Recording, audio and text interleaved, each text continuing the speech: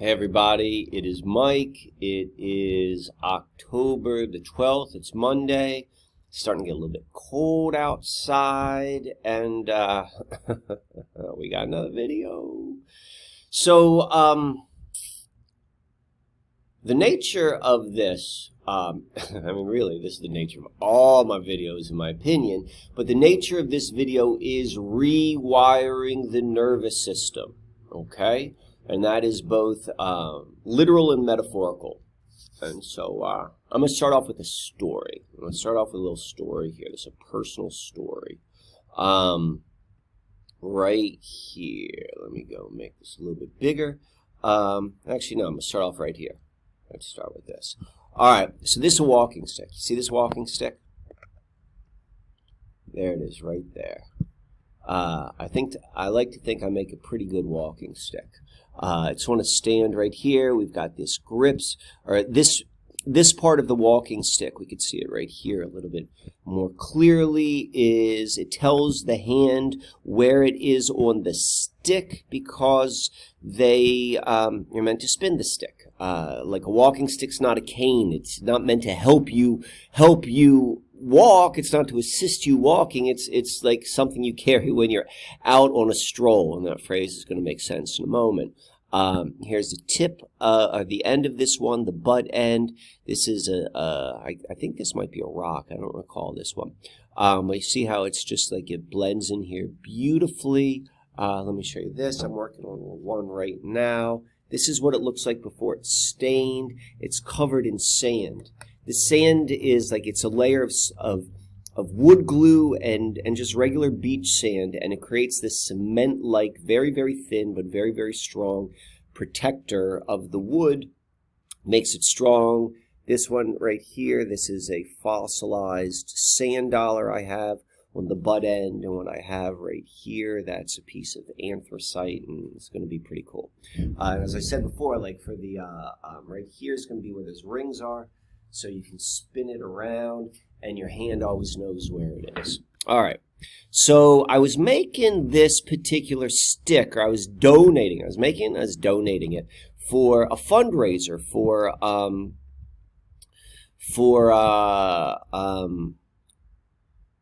for my children's school.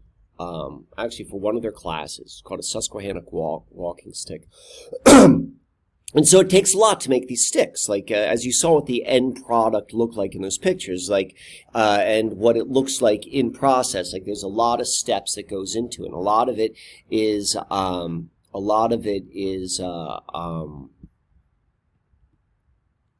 sanding. Like it requires a lot of sanding. And so when I was making this, or when I make any of the sticks, one of my favorite parts of making it is like going outside and just putting my headphones on and with sandpaper and sanding the sand, and you get it to the texture you want it and all sorts of good things.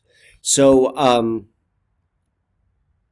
making this stick, and this is 2 years ago. This is October 2018, and I was living in Marietta, Pennsylvania at the time, and I walked down to the river trail, which was like maybe the access point was about 100 yards from my apartment. And what's interesting, okay, so as I'm going to go on this one particular time to go and sand the stone, I just finished writing the rough draft for this sheet. And this sheet, which you're reading, was what was put at the auction. So the walking stick was donated to be auctioned off, and the proceeds went to the class for a fundraiser. So that was like the idea behind it. And I had to write this and create this, and that was you do a rough draft. And so I did my rough draft, and where is it? Right here. I wrote this line. I remember this like it was yesterday. It was almost 2 years ago, I suppose, to the day. And it says, "One never knows what beasts may be hiding while out on a stroll." So here it says, Though the stick can be used to assist in walking. Yeah, that's not true. Don't ever put my sticks on the ground. I'm just saying that. I just wrote it there probably so that it'd be more likely for people to buy. I wanted to, raise as much money for the class. But it says, though the stick can be used to assist with walking, it was designed to be carried, heavy side down, not touching the earth when walking. One never knows what beasts may be hiding while out for a stroll. So I wrote those words. I go outside and I start sanding and I go on a walk. And I go and I get on the trail. And I start walking on the trail. It's about 4 o'clock. The sun was beginning to set. So it wasn't dark, but it was autumn. And so like the sun has that kind of that angle in the sky, which it gets towards the setting sun in during autumn. And it's a beautiful time. And I noticed this raccoon. This raccoon takes a hey, hold on for a second. All right, I'm back. So, where was I? So, all right. So this is the actual trail right here. This is a picture of the trail. And, this is like a little thing I made for Instagram when I told this story in the past. I've told this story a couple times because it's a good friggin' story. So I'm on this trail walking down, and this raccoon right here, it makes a beeline. That's me. There's a storyteller. There's your walking stick. And this raccoon, it's making this beeline right at me.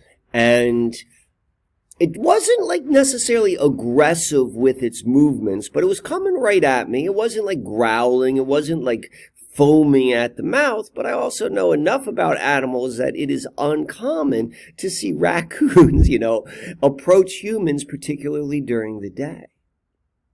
And so I'm aware of the raccoon. I'm still sanding. I'm like, okay, how is this going to unfold? And then once the raccoon gets to about 4 or 5 feet away from me, I'm like, all right, this is too close.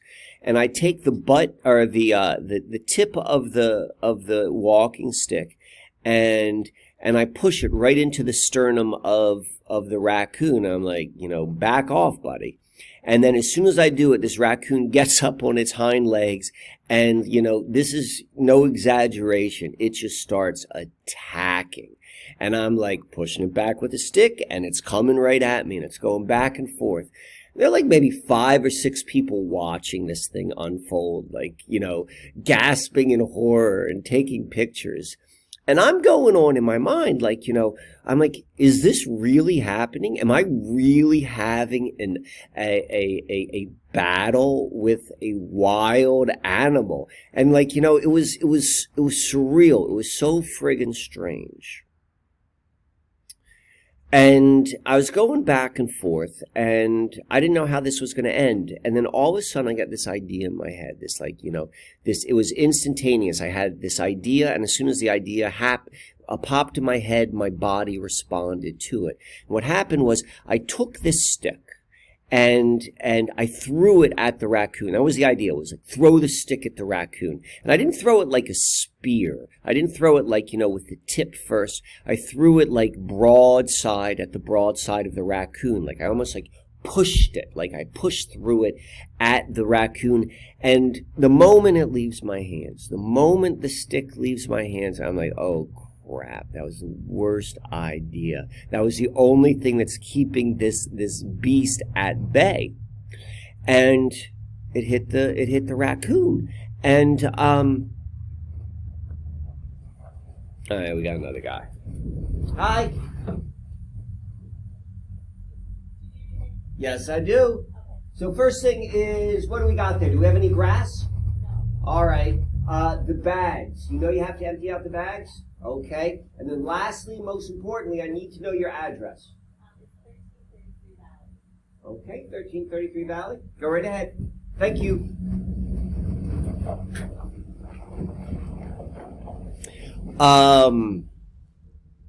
So where was I? It's tricky to go from there to go back to here. So I just hit the side of the raccoon with the stick. I push it at it. Oh yeah, and it runs away. And that's kind of how the story ended. So first, let me share these. Now going with this.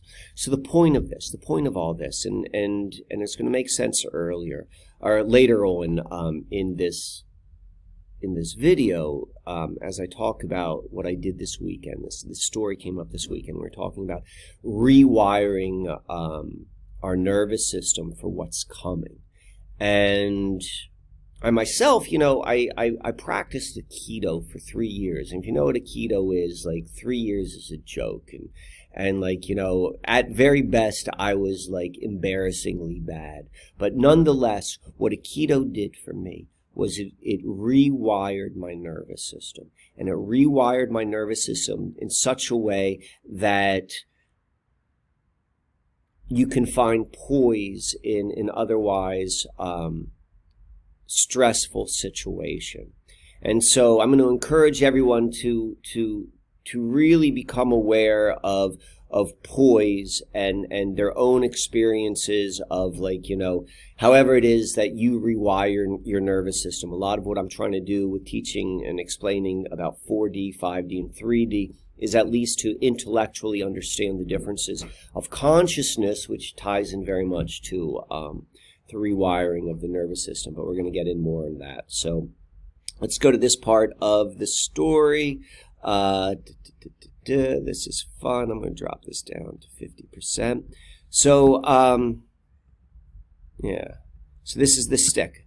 See this right here? These are the teeth marks inside of the from the raccoon, and we can see, like, this is the coating of the stick is it's hard as cement and it bit right through. So there's kind of like my proof of the story. And then I tried to, like, as I was pulling together the slides for what we're doing here, the best I could find were the notes from, this was in Marietta, Pennsylvania, of the Marietta Borough Council meeting from November 2018, November 13th. And from the police, they said, we had a report of a raccoon that was chasing people in the trail. I was the person. Later that evening, it also attacked a resident in their backyard and patio. He kept the county in the loop on what was happening with the raccoon, and there was no different searches conducted for the raccoon, but it was not apprehended. So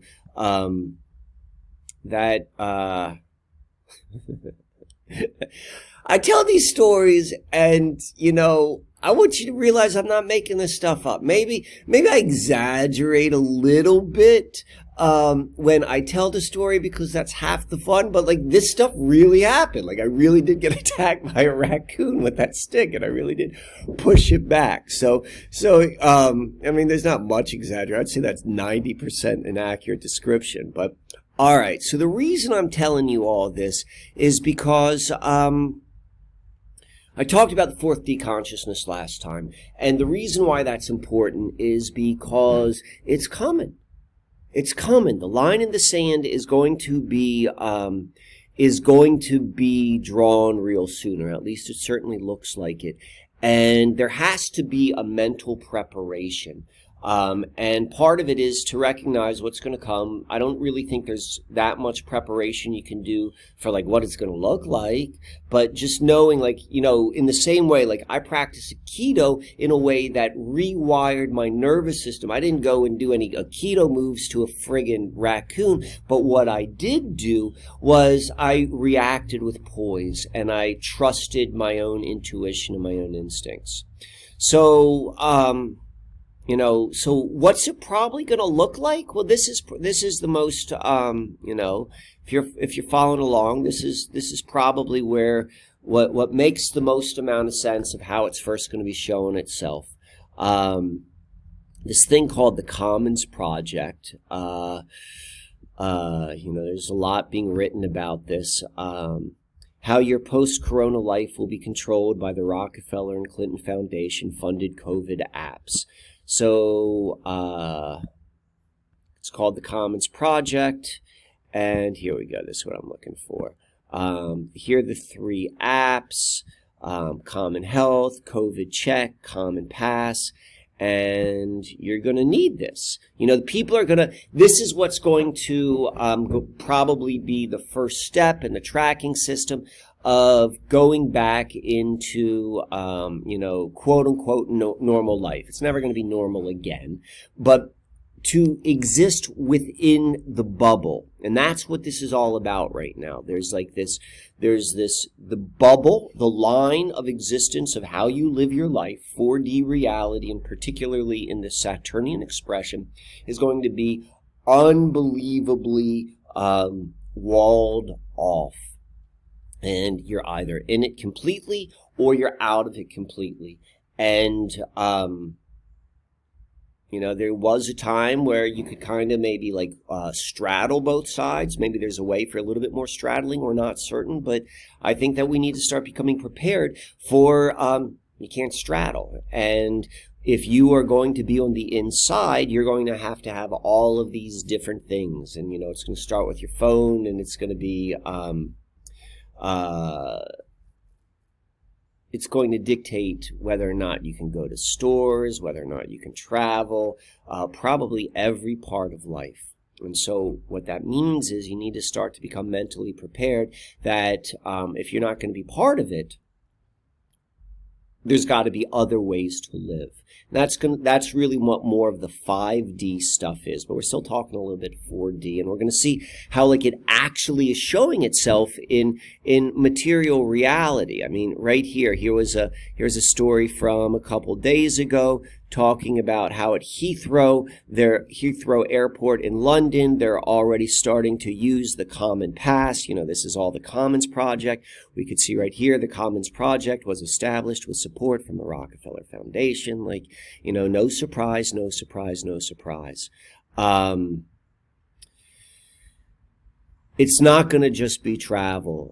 It's going to be it's going to be the public infrastructure. It's going to be all of this sort of stuff. If you're going to want to play with that, you're going to have to play by their game. Just play by their rules if you're going to play by their game. And this is probably how we're going to see it showing itself, not just in travel, but just in everyday reality. This was something from Thailand. They're talking about how there are these facial recognition scans that take your temperature and see if you're wearing a mask, and if you're not, these doors won't even open up. It's probably just a matter of time before you show your immunity passport, whatever it may be. This is happening in Scotland also. There's Amazon, and I don't think it's just going to be limited to just the bricks and mortar stuff.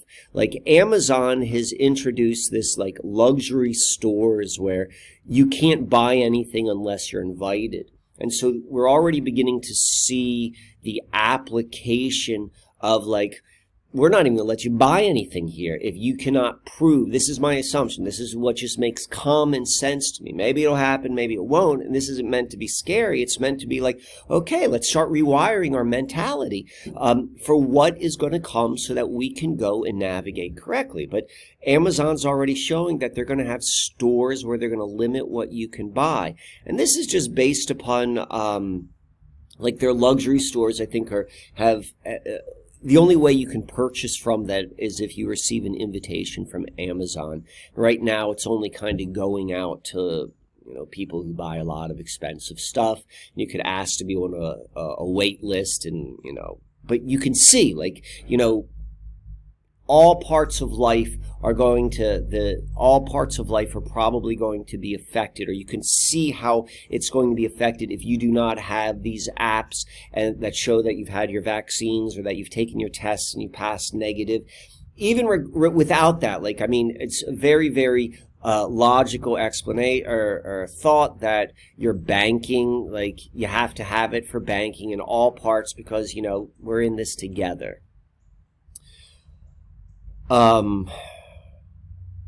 Some of the things which you need to start to think about also is, this is going to be all parts of reality. It's going to be, you're either in the game or you're not in the game. And what's I think is probably going to occur is there's going to be so much focus on kind of keeping people in the circle or people who are trying to straddle the circle, that those that just walk away, it's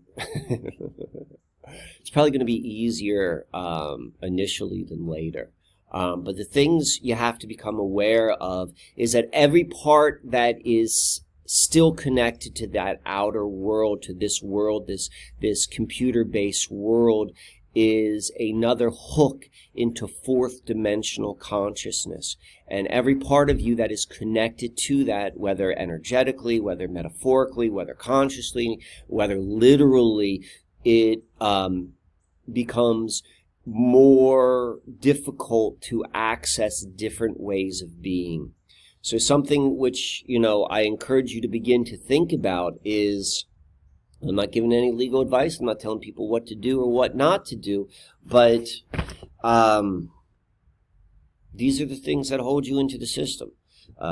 Taxes, licenses, insurance, banking, credit cards, actual passports, your cell phone plan, like all of this stuff, it's going to be more and more difficult to have those types of accounts. And those types of accounts, I don't think are going to be beneficial for you. But there has to be a rewiring of the nervous system to recognize, oh shit, what's my life going to look like without that? So we're going to talk a little bit more about the 5D, because we've been so conditioned to think that all there is 4D. That's why it's hidden, why it's invisible. We don't even think about it as a thing because it's so invasive in our consciousness that this is just the way we live. It's either hunter-gatherer or this. This being 4D. So now I want to switch gears a little bit and talk about this weekend. And the reason I want to talk about this weekend, because this weekend is, to me, an example of 5D. And I'm going to talk more about 5D later on, but we're just kind of tiptoeing into it, I suppose. So about, I don't know, maybe a month or so ago, I kind of put it out there. I'm I want to start making connections with real people, not internet connections, but real connections. And that's, it's admittedly a little bit I don't want to say dangerous, but you don't know who's on the other end of something. But someone who I knew from doing a starboard session for them a year ago, and kind of Instagram friends, reached out and they were hey, we've got a little bit of land which we live on in, a couple hours away from you in the mountains. And, if you would be interested in coming out, would love to host you. And we're building an earth house, and you might find that interesting how to do. And, it'll be cool to just go and meet like-minded people and so forth. That's all it was. And so this was the weekend which I went there. And so Jenny and I, we drove up, and there was not a good feeling. I mean, I wasn't concerned at all, but there was a recognition that I'm walking into something and somewhere which I don't know exactly who or where I'm walking into, but it turned out to be such a friggin' spectacular weekend, just in every way, just in terms of being with human beings and seeing different ways of living and being inspired and sharing ideas and sharing meals and just sharing all of this different sort of stuff, and the way it just unfolded so naturally. And that, my friends, when I talk about and if you've been following this journey with me for a while, for at least since the church stuff, this is all I've been talking about, as a door shuts, a window opens. And we're going to start seeing some doors shut pretty hard. I mean, that certainly seems to be what happens. And this is what they're going to want. They want you to fight to keep that door open. That's what they want, because that's what the parasite wants. The only way which you kill the parasite is just starve it. You just don't feed it what it wants, and you go elsewhere. And so I'm sharing you this story. And so let me show you some pictures of this friggin' awesome weekend.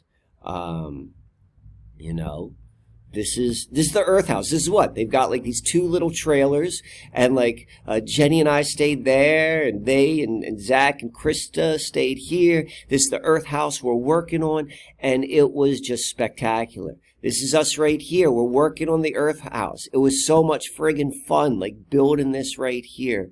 Yours truly, Jenny, Zach. You can see in the background, like this is us. You know, there's no electricity here. There was a generator. We did use a generator to turn this, and there was solar power. We had amazing conversations, particularly as it relates to food. And I really want to get into that in a future video as it relates to veganism versus carnivorism, 5D, 3D, 4D, all that sort of stuff. But I'm gonna save that for another time. You know, here's some more pictures. This is the Earth House. This is what we were doing. We're just like, you know, putting up the just some of the aesthetics to it. It was so much fun. There's my little one right there. And this is the sort of excitement which I encourage everyone to begin to look for and to be open to receive. So I talk about synchronicity so much. Synchronicity, dreams, all of this other stuff is really where we're going to go and find this.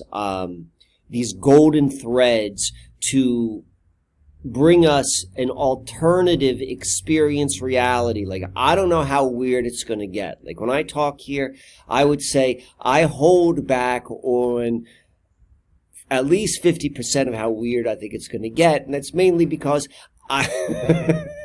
you know, I don't know. This is just my sense of like what I think it's going to be. And I don't want it to get into a discussion of like, well, it's this or that. I want it to be more so in terms of like opening the inspiration within another person. And I don't want to give opportunity for like decisiveness, like, oh no, it wouldn't be that, it would be this. It would be like, who knows, who doesn't care? Let's look at experiences and let's look at what we want to walk away from.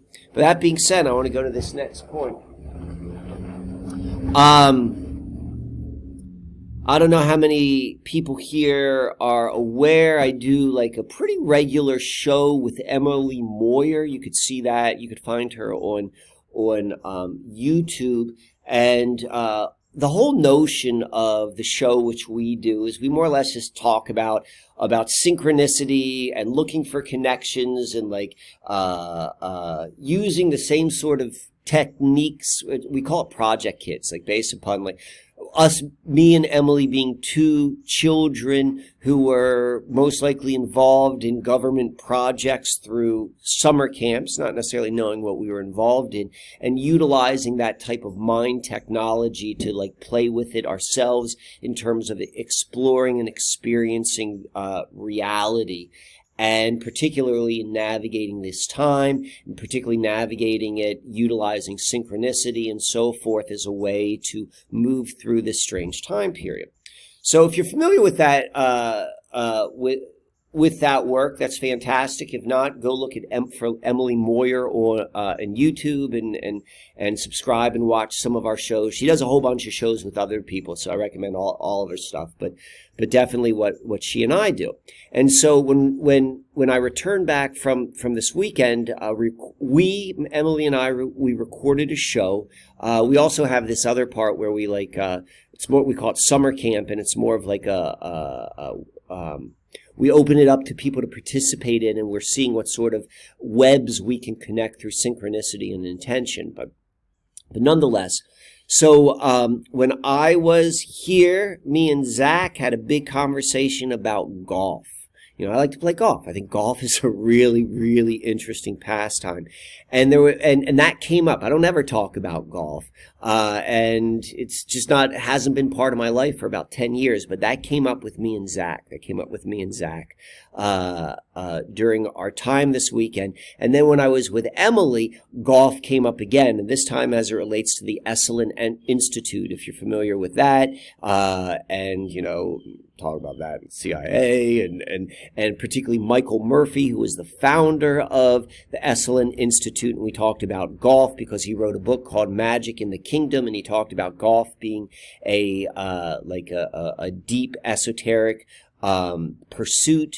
And me and Emily talk about sports a lot, about how, from like the really deep, dark stuff about how sports are connected to like the elite, but then also about what sports can do on a consciousness level. She's particularly interested as it relates to gymnastics and tennis. But nonetheless, we talked about golf. And so the reason why that's interesting, so that was a hit. So when she brought that up, I was like, yeah, me and Zach just talked about that this weekend, and that's crazy. So this morning I was catching up with like, some stuff on Instagram and some messages I had received, and I got a message from a friend of mine on Instagram, which you can see right here. It came on October 10th, and he sends it to me. It's like, he says, was just watching golf randomly, and this guy starts talking. And it's this guy, the commissioner of the LPGA, and his name is Michael Wan.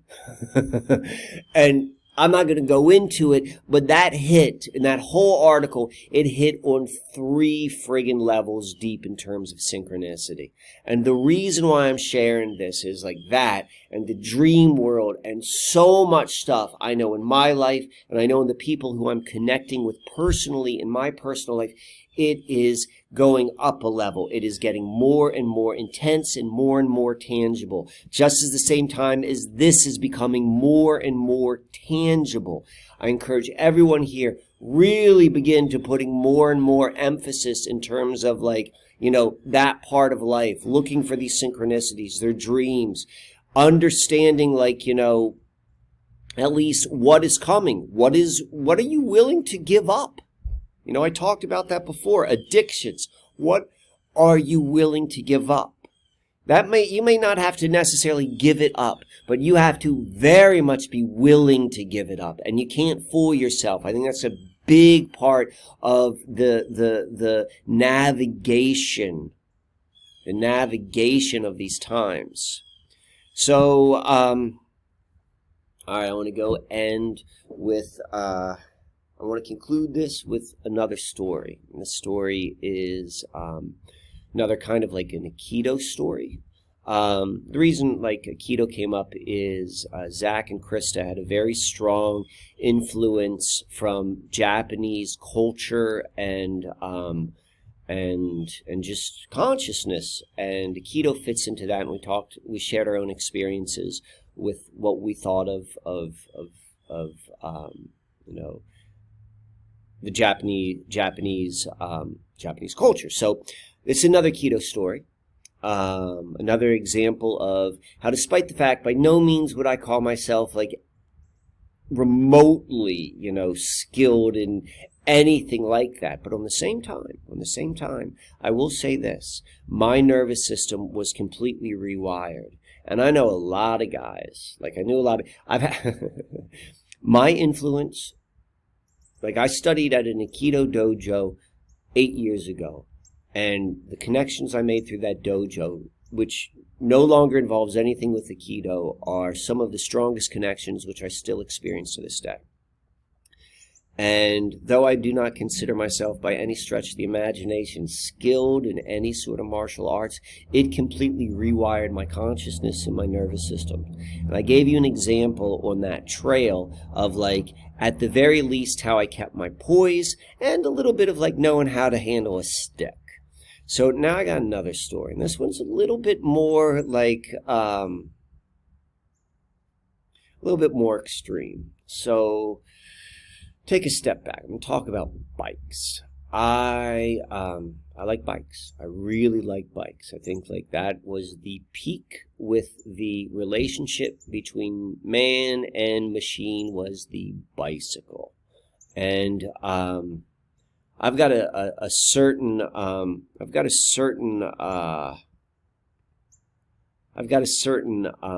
practice I like to do. I consciously and purposefully ride my bike without ever putting my hands on the bike. I always ride it with no hands. And what it does is, and I put headphones on, and, you know, back when I used to smoke cannabis, I'd like to get really, really high beforehand, and I would ride, and I would shut down everything, and it would become this, like, this training exercise. If you're familiar with the movie Batman Begins, when he had to, like, fight under the influence of a major hallucinogenic, like, it was kind of like that. That was my inspiration for this sort of stuff, is like I would train by riding my bike as fast as I can on this trail without my hands, and it was a curvy trail, and I'm gonna go show you. This is a video of me recording as I'm riding my bike on the trail. I made this couple years, 2017 is when this was made. And so this is me on the trail I'm talking about, riding my bike, and as you can see, it's very curvy and with no hands, and it's a very popular trail, like, you know, having to be able to go around these bends without seeing anything. It was just like, you know, the most friggin' fun I ever have. I love it. But I also took a great deal of responsibility because I was putting myself in danger. You know, I haven't had insurance or anything like that for at least 7 or 8 years. I don't ride with a helmet. I'm putting myself, quote unquote, in harm's way, but that's life. And I did it, and I woke up with it with, like, an attitude, like, you know, you know, today would be a great day to die, sort of thing, so that I could live. And this was part of the training. And I would know that I could only do this if I was in balance. If I was in balance physically, mentally, emotionally. And if I was off balance, I would know it because I'd fall down. And I also was immensely courteous on this trail. You can't really tell right now because there aren't anyone on there, but it's a pretty popular trail. It is amazing. It's beautiful, as you could see, probably 17 miles long, about I don't know, like 30 feet to the left is the Susquehanna River. I mean, the whole thing was fantastic. So this was my practice. I love doing this. And one day I'm riding my bike, and I'm out riding, and I could see I'm coming up to 2 teenagers, like two kids, I'd say probably like 16, 17 years old. I'm coming up behind them. One's got a skateboard, is on a skateboard, and the other one's carrying the skateboard. And part of the responsibility, like, you know, when you're on a bike in general on a trail, but specifically if you're not going to have hands on it, like, you know, you got to announce yourself, hey, I'm passing on your left, you know, and I remember this very clearly. I remember, and this is what's funny, is where this footage is probably pretty close to where what I'm telling you occurred. And the last thing I remember was saying, passing on your left. And then the next thing I know is I am standing on the trail with my hands on my knees, and I am really, really disoriented. And I'm looking up, and there's a kid standing over me. Like, I'm not lying down. I'm kind of like, my hands are on my knees. I'm looking up, and he's smiling. He's like laughing. He's like, sorry, man. And he just starts laughing, and he skates off. And my initial feeling for this was like, you know, I crashed into these kids, and I was like, damn, you know, I bumped into them, and like, I felt really, really bad about that because, you know, I didn't want to fall down. I didn't want to hurt anyone, nothing like that. So I'm kind of like walking around this location, and I'm beginning to like gather my my wits, and I begin to recognize, I'm like, my hand's all bashed up, but my hip's okay. You know, my shoulder's not all scraped up. My head's not banged up. And if I were to fall, like, you know, I would have markings all over the side of my body which hit the ground. And I see my bike's on the ground, and I'm standing, and using some deductive reasoning. Let me go show you what my hands look like right now. So, I mean, you can't really tell. Like, these pictures don't really do justice for how, like, deep these wounds were. They were pretty, I mean, they weren't severe, but like, I mean, this was these gashes right here. Let's see if you could see this. Let's see if you could see like this line right there. There's a line, a continuation from here to right there, and there was another line right here. And on that same line was this. You could see that this is on a line. And I was able to kind of reverse engineer what happened.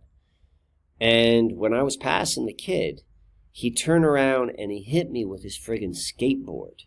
If any of you are familiar with the knockout game, like when, you know, like troubled youth would go and sucker punch unsuspecting people and like videotape it, like that's what this was in my opinion. And I later verified it because I met someone else on the bike someone else who had a very similar experience on the bike path. But this is what happened. And I don't remember any of this. Somehow my arm blocks it. I throw my arm up, block it, and jump off my bike and land on my feet. And this is no, I told you, like, I'm showing you these pictures so you know that I'm not exaggerating with this. It's like, if I did, you know, I would have marks all over my arm. Let me see this one, this mark. We could see a little bit bigger. You could see it's just right here. I don't have anything else. And the reason I share that, not to say like I'm Superman, you know, I'll tell you one thing. It's like something really powerful happens in your psyche when you realize, like, when you're not prepared for something and you handle yourself in a correct way. And you're like, wow, you know, I can handle things I can't prepare for. And I know that I'm going to be okay. But more importantly, when you retrain your nervous system, it's going to meet you in ways you can never imagine. So it's with that idea, like, you know, I think it's a pretty friggin' cool story, but even more important, I share that to really begin to really have trust in something else within yourself and then something greater, because we're going into a territory which we can't necessarily know what we're walking into.